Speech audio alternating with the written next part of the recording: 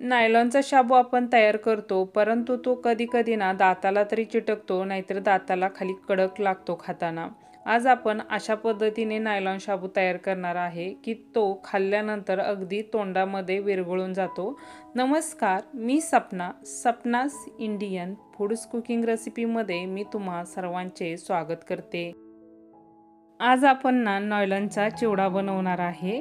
जसा हॉटेलमध्ये भेटतो बघा, खाल्ल्यानंतर अगदी दाताखाली तो विरघळतो, त्याच पद्धतीने आज आपण घरामध्येच हॉटेलसारखा चिवडा बनवतोय. त्यासाठी इथं आपण नायलॉनचा शाबू 1/2 किलो एवढा घेतलेला आहे. त्याच्यावरती आपल्याला ना 1 चमचा एवढं पाणी घालून घ्यायचं आहे. शाबूवरती आता ना आपण 1 चमचा एवढं पाणी ओतून घेणार आहे. तो शाबू आता आपल्याला ना हाताने चांगला मिक्स करून घ्यायचा आहे.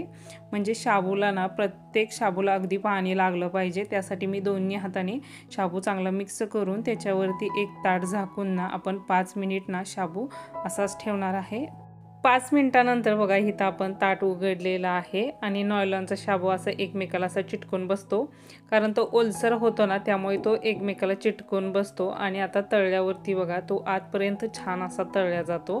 आता त्यासाठी आपण गॅसवरती ना इथं कढईमध्ये तेल ठेवलेलं आहे आणि तेल आपल्याला कडकडीत असं पहिल्यांदा गरम करून घ्यायचं आहे. आणि तेल गरम झाल्यानंतर मगच त्याच्यामध्ये आपण इथं ना नायलॉनचा शाबू सोडून घेतलेला आहे. नायलॉन शाबू तेलामध्ये असा टाकल्यानंतर बघा एकमेकाला तो चिटकलेला आहे.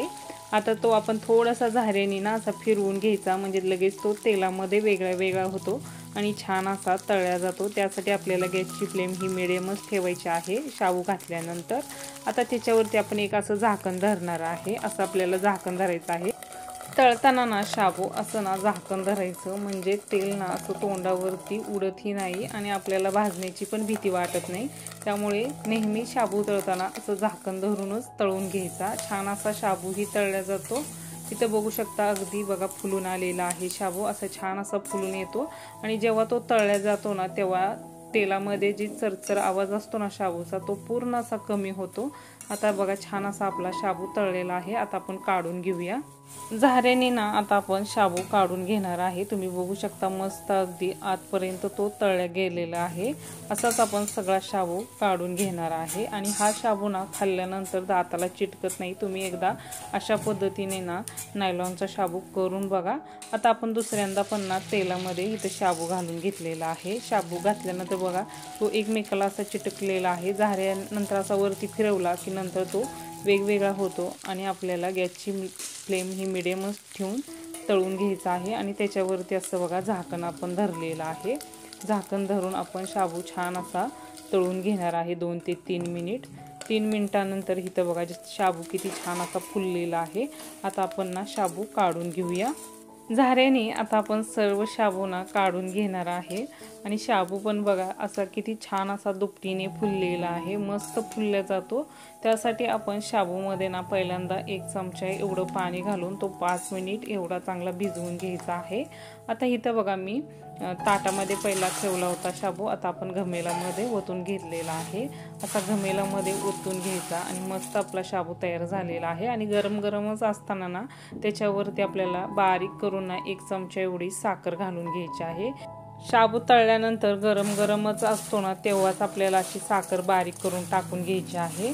म्हणजे शाबूला काय होतं, साखर लागल्या जाते, त्यामुळे इथं गरम असतानाच आपण शाबूमध्ये साखर बारीक घालून घेतलेली आहे. आता आपल्याला थोडासा ना बटाट्याचा किस तळून घ्यायचा आहे, जो आपण शाबूमध्ये घालून घेणार आहे. त्यासाठी इथं आपण थोडासा ना बटाट्याचा किस ही तळून घेतलेला आहे. तो आता आपण वरती काढून घेऊया. आणि बटाट्याचा किस तळताना ना लो फ्लेमवरतीच तळायचा, म्हणजे तो छान असा तळला जातो. नंतर आता आपण शेंगदाणे ही तळून घेणार आहे. आणि शेंगदाणे तळताना ना थोडासा वेळ जरा जास्त जातो, पण लो फ्लेमवरती शेंगदाणे तळून घ्या, तरच ते चिवड्यामध्ये ना खायला छान लागतात शेंगदाणे.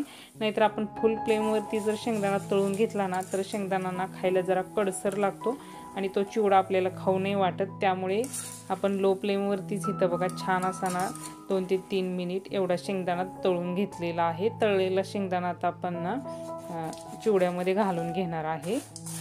आता इथं आपण शेंगदाणाही घालून घेतलेला आहे. आता आपण थोडीशी ना मिरची तळून घेऊया. त्यासाठी मी इथं थोडेसे हिरव्या आणि लाल मिरच्या घेतलेल्या आहेत, जे आता आपण चिवड्यामध्ये घालून घेणार आहे ना. त्यासाठी आपण इथं थोडीशी हिरवी आणि लाल मिरची घेतलेली आहे, तीही तळून घेऊया। त्याच तेलामध्ये आता आपण ना काजूच्या फाकड्या तळून घेणार आहे। थोड्याशा काजूच्या फाकड्या पण घालायच्या, म्हणजे चिवडा दिसायलाही सुंदर दिसतो आणि खायलाही छान लागतो। त्यामुळे इथं आपण गॅसची फ्लेम लो ठेवून काजूच्या फाकड्या तळून घेतलेल्या आहेत, त्या आता आपण चिवड्यामध्ये घालून घेऊया। चिवड्यामध्ये घातल्यानंतर थोडासा चिवडा आपल्याला मिक्स करून घ्यायचा आहे। नंतर मग त्याच्यामध्ये आपण जी हिरवी मिरची तळली होती ना तीही घालून घ्यायची आहे आणि चवीनुसार आपण मीठही घालून घेणार आहे। मीठ आपल्याला चवीनुसारच घालून घ्यायचं आहे आणि नंतर जो आपण बटाट्याचा किसही तळला होता ना तीही आपल्याला घालून घ्यायचा आहे। तयार हित झालेला आहे चिवडा। आता आपण एकत्र मिक्स करून घेणार आहे। मस्त हा चिवडा तयार होतो, जसा हॉटेलमध्ये लागतो ना त्याच पद्धतीने घरामध्ये सुद्धा आपण तयार करू शकतो। अगदी तुम्ही खाताना हा दाताखाली पूर्णपणे विरघळला जातो। चिवडा खाल्ल्यानंतर बघा हा चिवडा ना दाताला चिटकत नाही, त्यामुळे तुम्ही नक्कीच ह्या पद्धतीने एकदा चिवडा करून खाऊन मला नक्की कमेंटमध्ये कळवा। जर तुम्हाला हा व्हिडिओ आवडला तर व्हिडिओला नक्की लाईक करा, तुमच्या मित्रमैत्रिणीसोबत नातेवाईकासोबत हा व्हिडिओ शेअर करा, चॅनलला सबस्क्राईब करा, कमेंट करा। भेटू आपण अशाच एक नवीन आणि छानशा रेसिपीमध्ये। धन्यवाद।